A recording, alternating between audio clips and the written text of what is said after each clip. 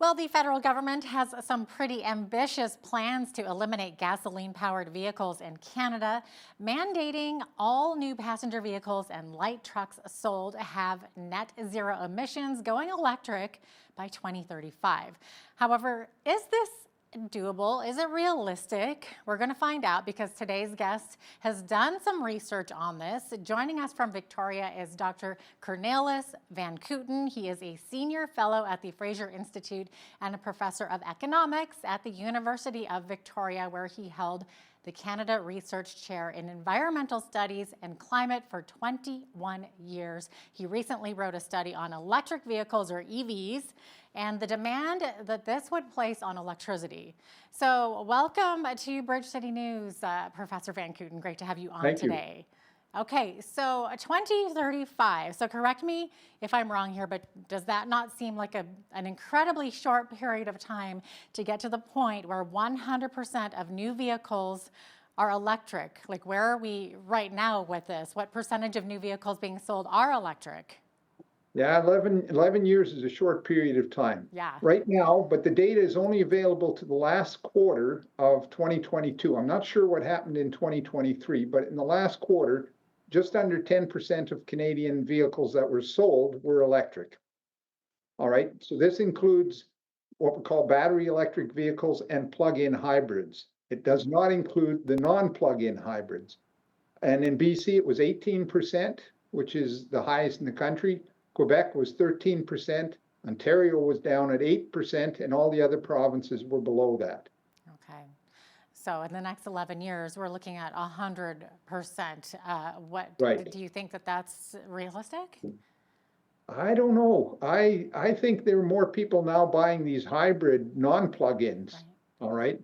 Toyota's big in them. They're like the Prius. They were the first ones to do that kind of thing. I would prefer to have one of those, particularly if you're thinking of driving, say, from Vancouver to Calgary. You really don't want to be stuck for an hour plugged in or something like that. Well, Or if that's you're in a just it. snowstorm, you know, yeah.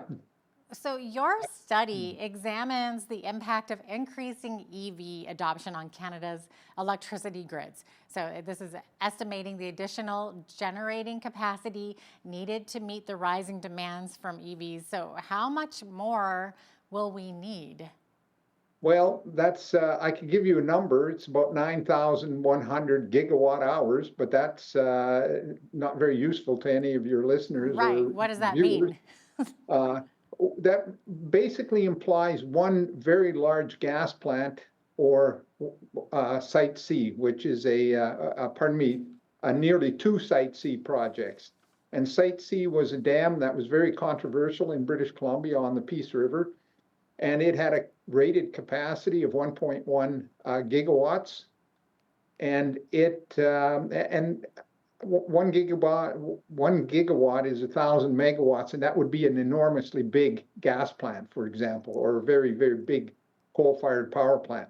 Right. Now, we need two of those if we went all electric in British Columbia as of 2035. Okay, All so right. just British Columbia alone. So practically speaking, what would this look like across Canada? How many more electrical power plants Well, would we it need? depends on the assumptions you make.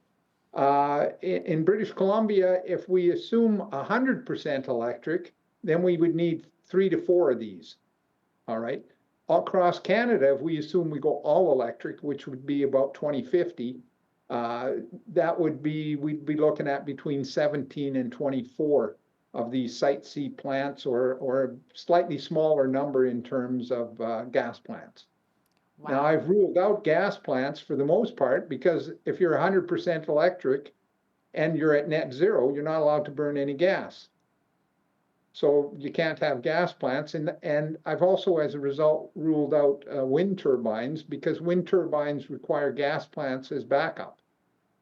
It turns out I've been looking at the Alberta electricity grid, for example, and if you try to go to, you'd go about half of the grid could be run on renewables, but you'd always have to have gas in the background.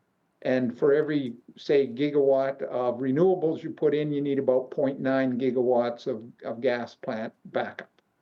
all right, Right. which is why renewables costs go up. Yeah. So if we needed to build that many more of these power plants, how long would it take to design and plan for these? And could this happen in 11 years, do you think? Well, a gas plant you can put in pretty quick, Okay. but Site C took about 50 years from the time they envisioned it till the time it actually got built. But in reality, it was probably closer to 20 years, where over half of that time was spent going through environmental reviews and regulations and that kind of thing. And it took about 8 years to build. Wow. So that's what you're looking at. You're looking at about, say, 18 years. Okay. And then as far as cost, then what would the cost be to build all of these electricity producing plants? Good question. Yeah. I don't know that because these costs go up. Although a friend of mine recently told me that electricity being produced by Site C would cost 12 cents per kilowatt hour, whereas BC is buying electricity at 4 cents a kilowatt hour from the US. So that's your regular dams, regular hydroelectric produced power. Right. And then you were mentioning the wind turbines actually need gas. And then here in Alberta, too, we don't have a lot of water supply to also Right. produce cheap electricity. So there's another factor. Right, there. Alberta we could talk about Alberta in terms of requiring Site C, but you basically have to build gas plants. And you know yourself from when it hit 30 below, all those wind turbines had to stop. So you need gas to back that up. So you're always looking. I don't see how you're going to go to 100% renewables in Alberta. Interesting. Okay, so you mentioned a cold snap and the wind turbines, but also here in Alberta, we recently had a cold snap that almost caused a rolling electrical blackout to take place. So with all Well, of that was a result. Yeah. That was a result of that 30-degree below weather, where the wind turbines had to shut down because they were in danger of snapping, of breaking. The material just can't handle that kind of cold weather, so they had to stop the turbines, and as a result, you almost had a blackout. But you have one big advantage in Alberta: you heat by gas. So if the electricity went out, I'm not sure, your fans would have to go out too.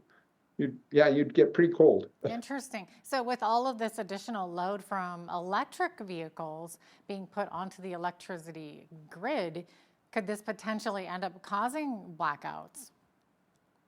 That's a difficult thing to say. It depends on how the grid is organized and what's available from outside the jurisdiction. Unless we do something about it, I would have to say, yeah, you could experience more blackouts. Or more. You'd get blackouts eventually unless you do something about it. Yeah, lots of variables for sure. So to simply say we're going to put electric vehicles out there and that'll solve the problem, that's not going to solve the problem, because you got to deal with the grid as well. Of course, we also need to look at the impact this will have on the auto industry and the overall economy of the nation. With electric vehicles, they're considerably more expensive. So will consumers purchase more used vehicles, or perhaps shop cross-border for cars? What do you think? That's another one that's difficult to talk about, because right now when you buy a Model 3 or a Model Y Tesla, you're getting it from China. And China has recently started delivering BYD vehicles from China into the European market. Now, I'm not sure where we're getting some of our other vehicles, but I suspect they're coming from the US, some of the electrics. And if you look at Canadian manufacturing production of ICEs, so internal combustion engine vehicles, it's gone way down. It's about half. No, it's probably more like down by a third of what it used to be pre-COVID. So our industry has gone down, and we're not really producing electric vehicles in Canada itself. There are a few small outfits that are producing them, but right now we're not a big major player in terms of producing them. Okay. And then, of course, what about the charging stations? So we've got I'm not even going to go there, because that's got to be government supplied, or it's got to be, again, you're dealing with the grid.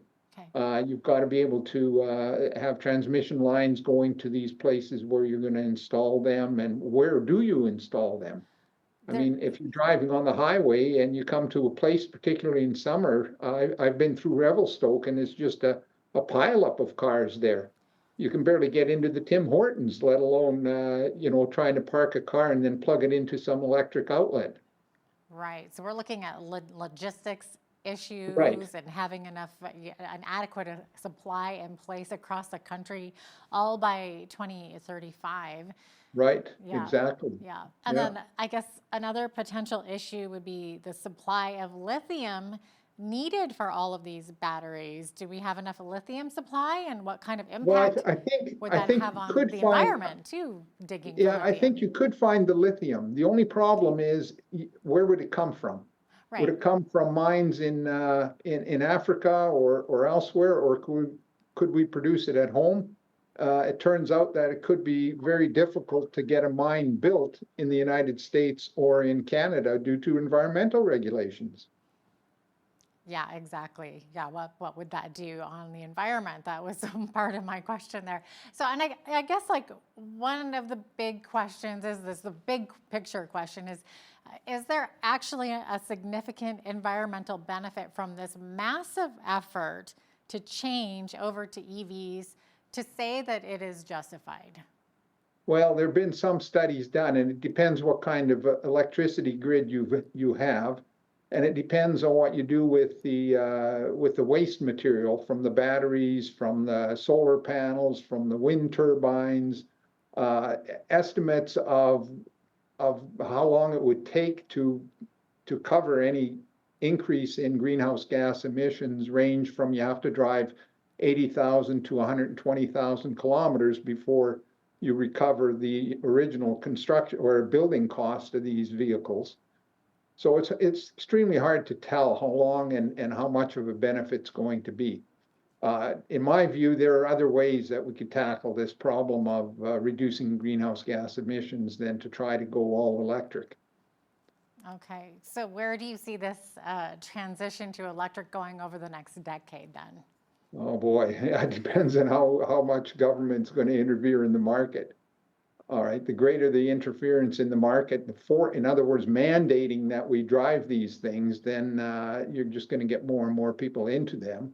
But right now, there seems to be a bit of a backlash against them for the problems that we've talked about. Mm-hmm. All right, places to get electricity from, upgrading the grid, the expense of these cars, the damage that occurs to them in an accident. You need to replace the battery quite often. The mining issues, that's the problem. You basically have government determining what we need to build, how we need to address the problem of climate change, and it reduces the incentive that people have to actually look into things like improving internal combustion engines or working on hybrids that don't require you to plug into the grid. Yeah, exactly. Would those be some of your suggestions to the environmental problem? Right. Well, I don't have any suggestions. I'm not an engineer.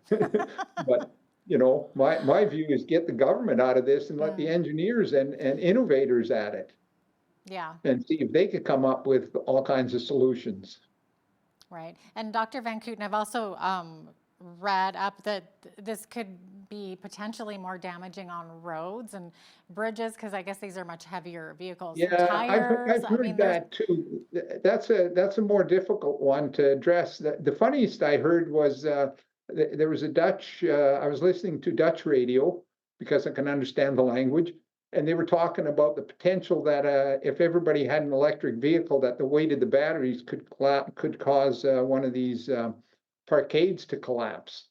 And one of the physicists came on and said, no, that isn't about to happen. He says the bigger threat is if one caught fire and a bunch of them caught fire, that they burned down the whole concrete structure.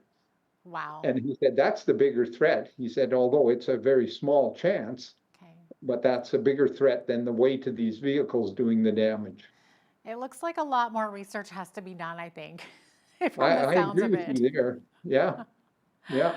All right. Well, thank you so much for being with us today, Dr. Van Kooten. Appreciate having you on. Okay, thank you. Absolutely. Dr. Cornelis van Kooten is a senior fellow at the Fraser Institute and professor of economics at the University of Victoria.